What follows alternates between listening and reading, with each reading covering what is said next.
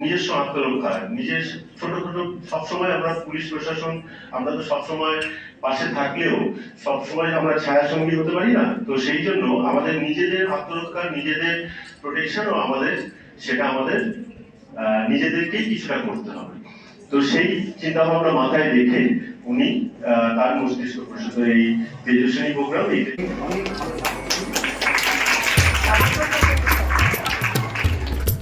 বারাসাত জেলা পুলিশের উদ্যোগে তেজস্বিনী প্রকল্পের আওতায় অশোকনগর বিদ্যাসাগর বাণী ভবনে অনুষ্ঠিত হলো বিশেষ কর্মসূচি।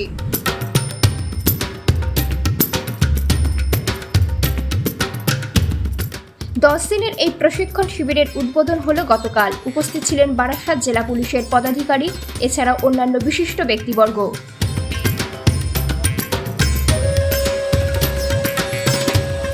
এই কর্মশালার মূল উদ্দেশ্য মেয়েদের আত্মরক্ষার কৌশল শেখানো এবং তাদের স্বাবলম্বী হয়ে ওঠার প্রেরণা দেওয়া।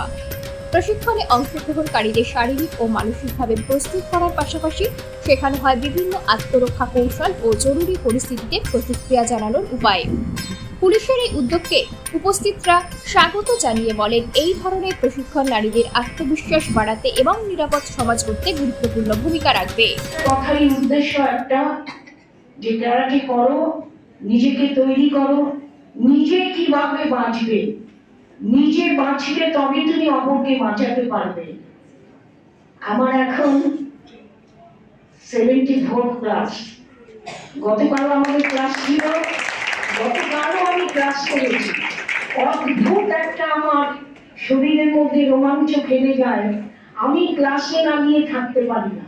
এই যে ছোট ছোট বাচ্চাদের সাথে আমি ক্লাসে যাই, ওরাও আমাকে মনে করে ওদের বয়সী, আমি তো মনেই করি ওদের বয়সী।